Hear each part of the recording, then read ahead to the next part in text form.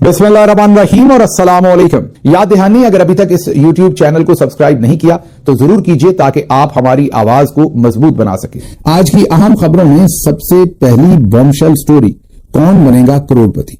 मैं Indian show की बात नहीं कर रहा, मैं रियल लाइफ में कौन बनेगा करोड़पति मतलब कौन बनेगा अगला DGISI उसकी बात कर रहा हूं। इस वक्त भरपूर फील्डिंग लग गई है और तजिए और इत्तलाएं और जराए क्लेम कर रहे हैं कि फैसल नसीर जो DGC हैं उनके खिलाफ भरपूर किस्म की फील्डिंग लग गई है। DGC कौन होता है? आम बहुत सारे लोगों को तो पता है DGC कौन होता है, लेकिन जिनको नहीं पता उनको बता देता हूं। ये जो आर्मी चीफ सियासतदानों की वीडियोस बनवाना, कंट्रोल करना, अगवा बराए बयान, फाइलें बनाना, पार्टियां छुड़वाना, तड़वाना, इलेक्शन रिगिंग करवाना, फॉर्म 47, जर्नलिस्टों को उठाना, ये सारे काम जो है ये ISI के थ्रू होते हैं। और ISI के अंदर एक पोजीशन होती है DGC, मेजर जनरल को यूजुअली लगाया जाता है। ये जो DGC होता है इसी के जिम्मे होता है सारा सियासी मामला। इसी का जो पंजा होता है वो सियासतदान की गिरेबान पर आता है, उसे चुका जाता है, उसको फेंटा लगाया जाता है अगर जरूरत हो। तो सारा जो सियासतदानों को हैंडल करने का काम होता है वो जैसे होते हैं ना माहिरे अमराज कल्ब, तो ये जो सियासतदानों के उन्होंने माहिरे अमराज बनाए हैं, देखें क्या हालत है कि हम अपने ऊपर ही हंस रहे हैं, वो DGC होता है। जब हमारी हुकूमत गिरी तो उसकी थोड़ी देर के बाद ही जो फैसल नसीर साहब हैं उनको DGC लगाया गया। पहला शिकार मैं बना था, उन्होंने मुझे ही उठाया था। वजह शोहरत उनकी ये थी कि वो बलूचिस्तान से आए थे और वहां पर वो जो हार्डेंड किस्म के दहशतगर्द थे उन्हें वो मार मार के उनसे मामलात उगलवाते थे। तो उनके बारे में यह था कि जो फैसल नसीर साहब की चक्की में से गुजर गया वो टूट गया।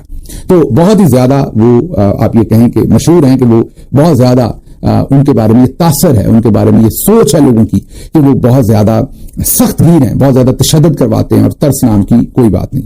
फिर जो लोगों ने मिलते हैं वो कहते हैं कि उनकी जो दूसरी पर्सनालिटी ये है कि वो बार्गेन और आपको मतलब कैरेट की पॉलिसी भी उनके पास है। वो लेन देन भी आपके साथ, मतलब लेन देन का मतलब है कि जो एक सियासी मैनूवरिंग है वो भी वो कर लेते हैं। तो मैंने तो अपनी आंखों से देखी भी, हमारे अपने कुछ मीर जाफर मीर सादक बने हमारी अपनी पार्टी में, इनका काम नहीं था, लेकिन उन्होंने मुझे, खैर एक ने तो जब मैंने उसे कन्फ्रंट किया तो उसने खुद ही बता दिया कि जी मैं मिलता रहा हूं फैसल नसीर साहब से, और उन्होंने मुझे कहा था कि ये काम ऐसे नहीं करना, ऐसे करना। ये उनका क्लेम है। अब हो सकता है वो फैसल नसीर का नाम इस्तेमाल कर रहे हो, किसी और से मिले हो, लेकिन उन्होंने कम से कम मुझे क्लेम किया, क्योंकि जब मैंने उन्हें कन्फ्रंट किया कि आप ये गलत काम क्यों कर रहे हैं तो उन्होंने खुद कहा कि मेरी मुलाकात हुई और उन्होंने मुझसे वादा किया था कि इमरान खान साहब 15 दिन महीने में रिहा हो जाएंगे, इसलिए मैंने ये काम किए। मैंने खैर उनको तब भी ये रिक्वेस्ट की जिनको मैं कन्फ्रंट कर रहा था कि ये आपका काम नहीं है, लेट खान साहब डिसाइड कि उन्होंने किसी से बात करनी है कि नहीं, आपकी जितनी जिम्मेदारी है आपको वो काम करना चाहिए। वो खैर अलग कहानी है।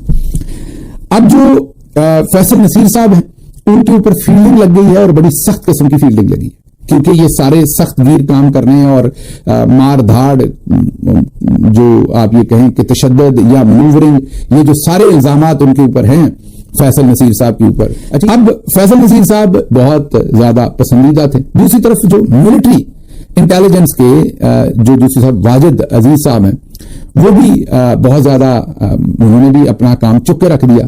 वो आपको पता ही है पिछले दिनों कैसी कैसी स्टोरीज आई। तो फिर ये स्टोरी आई कि दोनों की आपस में लड़ाई शुरू हो गई, दोनों ने एक दूसरे के ऊपर, उसने उसका बंदा उठा लिया, उसने उसका बंदा उठा लिया। फिर स्टोरी ये आई कि शायद दोनों ने जाकर एक दूसरे की फाइलें भी आर्मी चीफ के सामने रख दी। फिर स्टोरी ये आई, आपने देखा कि जो लोग जिनके बारे में तासर है कि वो फैसल नसीर साहब के बहुत करीब हैं, जैसे फैसल वाडा और दूसरे, वो जरा मंजर से गायब हो गए। फैसल नसीर साहब भी जरा मंजर से गायब हो गए, बैक एंड पर चले गए।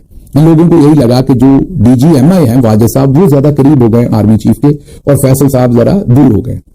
लेकिन फिर फैसल साहब की इंटरव्यू हुई हाल ही में लीबिया में, याद कीजिए, जहां पर वो तस्वीर उनकी आई और वो आर्मी चीफ के साथ पहलू में बैठे हुए हैं। बस फिर क्या था, उससे मच गई तरथली। अफसार आलम साहब डायरेक्टली उन पर हमला आवर हो गए। अफसार आलम साहब ने कहा कि फैसल नसीर साहब है, इनके अगले DGISI बनने के चांसेस हैं, और साथ ही स्टोरी दे दी जो स्टोरी हम आपके सामने पहले रख चुके हुए हैं। लेकिन अफसार आलम साहब ने रिकन्फर्म कर दी कि नदीम अंजम जो साबिक DGISI हैं, अब रिटायर्ड हैं, उनको मरियम नवाज और नवाज शरीफ DGISI भी लगवाना चाहते, या वो NSA, ये भी हम आपको बता चुके हैं, नेशनल सिक्योरिटी एडवाइजर लगवाना चाहते हैं, या फिर अमेरिका में सफीर लगवाना चाहते हैं। ये तो खैर 1 साल पुरानी खबर नहीं है। तो अफसार आलम साहब ने ये कंफर्म कर दी स्टोरी के इन 3 ओहदों में से एक ओहदा वो इनको दबाना चाहते हैं। तो अब नदीम अंजम वर्सेस फैसल नसीर। राइट। तो इसी तरह से समझिए कि फैसल नसीर वर्सेस मरियम नवाज और नवाज शरीफ, ताने बाने समझने की कोशिश कीजिए, क्योंकि जब भी अब सार आलम कोई स्टोरी करेंगे वो अपनी मर्जी से नहीं करेंगे, उन्हें जितनी नवाज शरीफ कहेंगे वो उतनी स्टोरी करेंगे।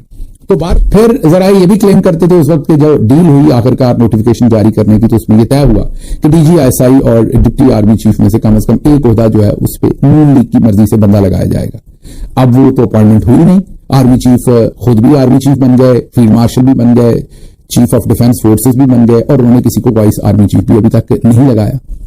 अब ऐसी सूरत हाल में अब सार आलम साहब ने एक दफा फिर धमाका किया है और ये कहा है कि जी नदीम अंजम साहब के लिए ये रिक्वायरमेंट थी जो कि डिनाई कर दी गई। अब अगर डिनाई कर दी गई थी तो नवाज शरीफ साहब के घर का सहाफी इस बात का जिक्र अब क्यों करेगा? जिक्र अब इसलिए कर रहा है कि दोबारा ये क्वाइन किया जा रहा है, मतलब इनडायरेक्टली नवाज शरीफ दोबारा अपना मुतालबा पब्लिक हेमिस्फीयर के अंदर रख रहे हैं आर्मी चीफ के सामने कि हमारा काम करो जो आपने वादा किया हुआ है।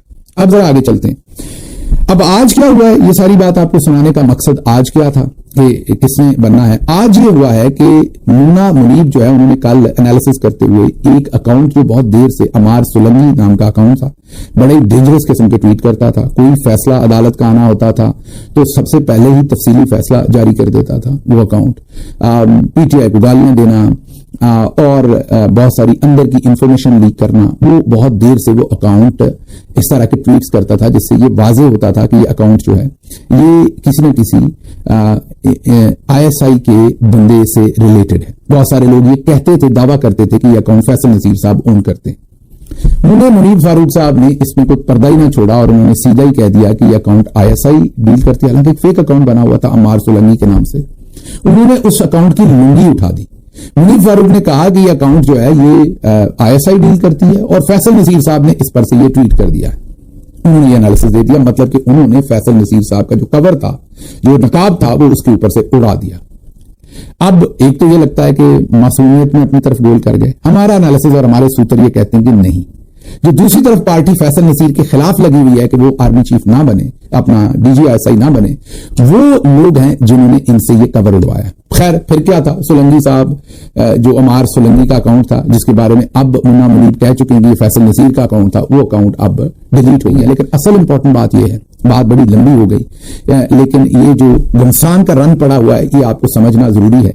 अगर आप आर्मी के अंदर बात करें तो एक तरफ DGMI जो वाजिद अजीज हैं उनके बारे में यह तासर है कि वो आर्मी चीफ के बहुत करीब हैं, और एक तरफ फैसल नसीर उनके बारे में तासर है कि जो उन्होंने खिदमात अंजाम दी हैं उसकी वजह से वो आर्मी चीफ के बड़े करीब हैं। ये दो कंटेंडर्स हैं, ये दो एक दूसरे के साथ कंपेटिटर्स हैं जिनके बारे में समझा जाता है कि इनमें से कोई एक DGISI बनेगा और आर्मी चीफ इन दोनों को इतना ट्रस्ट करते हैं इनमें से किसी एक को बनाएंगे, क्योंकि दोनों स्पाई एजेंसी के अंदर है, एक मिलिट्री इंटेलिजेंस के अंदर मेजर जनरल है और एक ISI के अंदर मेजर जनरल है।